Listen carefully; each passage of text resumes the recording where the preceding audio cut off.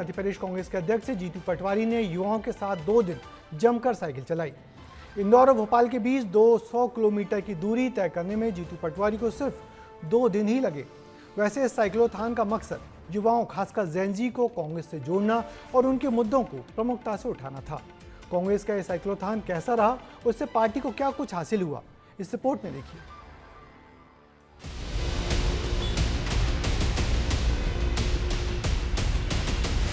सड़क पर साइकिल, साथ में युवाओं का हुजूम और निशाने पर सरकार की नीतियां। कुछ ऐसे ही मध्य प्रदेश कांग्रेस अध्यक्ष जीतू पटवारी ने छात्रों के मुद्दे को लेकर इंदौर से भोपाल तक सियासी सफर तय किया।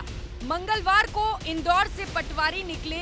देवास, आष्टा और सीहोर से होते हुए उन्होंने 200 किलोमीटर लंबी यात्रा 2 दिनों में पूरी की।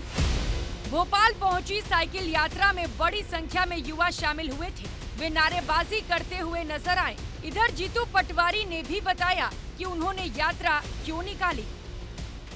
क्या एजेंडा है, किस लिए? एजेंडा एक ही है कि देश में जब शिक्षा की बात हो तो राजनीति की बात नहीं। जो राहुल गांधी जी ने शिक्षा की सुरक्षा की बात की है उसमें मध्य प्रदेश के लोग जुड़ रहे हैं। अप्रत्यक्ष रूप से तो हर मोबाइल में यात्रा है।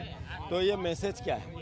मैसेज है कि जो राहुल गांधी जिस मुद्दे को उठा रहे हैं लोग उसको समर्थन दे रहे हैं। ये मुद्दा देश के युवाओं का है और देश के युवाओं का सहयोग करना हर राजनीतिक दल का धर्म है।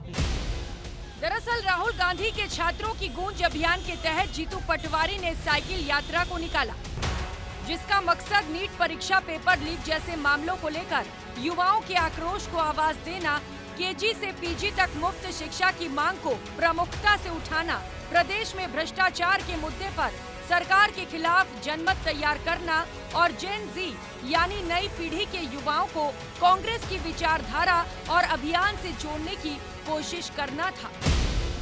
यही वजह है कि पटवारी को इसमें अपार समर्थन मिला। खुद हरीश चौधरी भी यात्रा में शामिल हुए। बुधवार को जब पटवारी इंदौर से निकले तो जगह जगह स्वागत किया गया। जेन-ज़ी साइक्लोथॉन, जिसमें प्रदेश अध्यक्ष जीतू पटवारी यहाँ पर मौजूद हैं। अध्यक्ष जी अब भोपाल तक जाएंगे, यहाँ से साइकिल चलाएंगे और एक बड़ा संदेश प्रदेश में जाएगा। ये शिक्षा और एजुकेशन के संघर्ष का गैर राजनीतिक प्रयास है।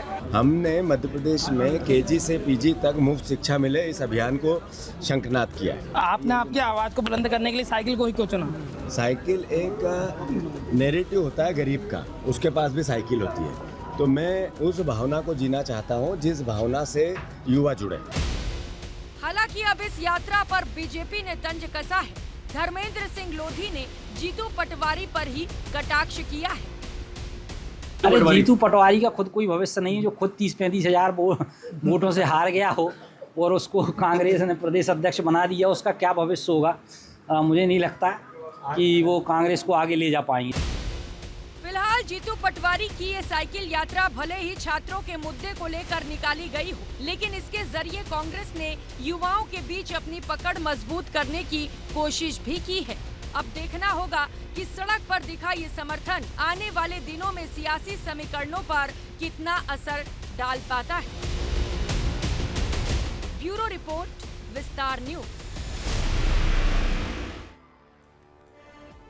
दरअसल अब कांग्रेस का मकसद युवाओं में के बीच अपनी पैठ बढ़ाना है।